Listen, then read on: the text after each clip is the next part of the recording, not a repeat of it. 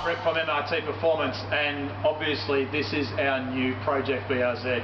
Probably not something that's new if you're looking about the Toyota GT86, 86, Scion FRS, BRZ, whatever you want to call it around the world. Probably the most hyped up car that Toyota and Subaru have developed and released probably in the last 10 years since Toyota's MR2, or when Subaru brought out in Australia the first of the production STIs back in was it 1999.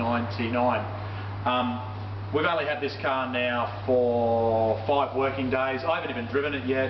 What I'm going to talk to you about in the next 5 minutes is my first impressions of the car before I drive it, what I've noticed, and obviously what I've been aware of whilst I've been away competing in the Australian Rally Championship. And ironically, the situation is myself and Neil Bates competing, chasing the Australian title in our different categories with our Forester Turbo Diesel and him in his Toyota Celica Classic Rally car. I've got my BRZ back here in Sydney and he's got his Toyota 86 back in Canberra. Both of them have been delivered and neither of us have driven them. So I ride back home last night, looking forward to the car today, take it home for the weekend. Our big challenge in the next couple of weeks is get it ready for Motor Magazine Hot Tuner Challenge for 2012. Lots of work to get done on this car because unlike the other people in this challenge with their Toyota 86s who've had their cars for over a month, here in Australia, Australian BRZ Subaru owners have really only had them for a bit over a week. We've got front STI spoiler to fit, TRD side skirts, rear wing, a whole heap of white line goodies to put on the car, new exhaust systems to test.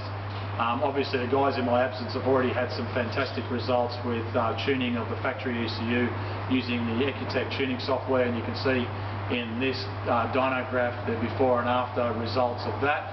The really interesting thing is in early form, when the car initially is delivered with only 13 kilometres on it, now it's got 660 as a result of all of our early testing whilst I've been away, is the car has changed its power output by 6 kilowatts at the wheels. So when you're looking at the power upgrades from a tune only without any mechanical upgrades, obviously there is going to be some variation depending on whether you have run the car in yet or not and what your ultimate outcomes are going to be expected. On a hub dyno, obviously the results are a lot more accurate. From our point of view, we've tried all sorts of different combinations to get the best results of both power and reliability, because of course with all of the MRT power kits and our first early XA kit, obviously developed on this car with custom ECU tune, comes with obviously our factory warranty guarantee, which is so important because remember, here in Australia this car comes with 3 years factory supplied dealer servicing all built into the price. So if I choose to take my car back to Subaru and get it serviced, in theory I don't have to pay for it. Different customers with different cars obviously are going to choose a whole heap of different options, and obviously around the world there's all sorts of things happening already. You know, cabrio modifications, superchargers, turbochargers, H6 engine modifications. I've even seen one where the firewall's been already chopped out and put a V8 engine in one. And a guy obviously rallying one, and then there's obviously rally cars happening here in Australia with other owners as well. So as you can see in this photo, first impressions are obviously lasting impressions. Car obviously has a remote for keyless entry, as you can see in this photo.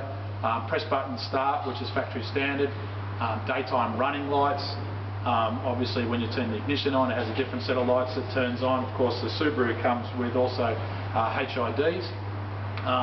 Of course 6-speed transmission, and one of the things that you will notice in this photo doesn't come with a cover for the rear wheel.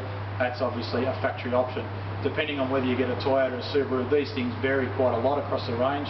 Toyota have recently announced that the models later on in 2012 won't even come with a spare wheel in the entry-level market. Comes with a bottle of goo and an air pump if you get a flat tyre.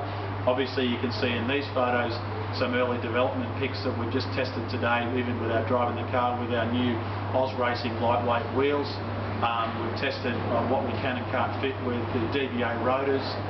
Again in these photos you'll see the STI calipers front and rear, and of course the DBA rotors front and rear to suit off an STI, and of course the original DBA fitted rotors front and rear, of which obviously are rapidly becoming available. From our point of view for Hot Tuner Challenge, we've got a heap of other goodies coming next week and the week after, combined with some pretty good upgrades obviously down the path. From our point of view, whilst we're rushing into one way, we're also taking it easy. One of the really painful things that we've seen some other workshop around Australia and around the world is just throwing parts of these cars without doing the proper testing. There's a lot of parts already from other model Subarus that fit this model, but that doesn't always mean it's the best parts. I've seen some people fitting ridiculously big sway bars, stupidly stiff sway bar springs, aftermarket parts that come off other model Subarus, which frankly just don't add to the fun factor of this car.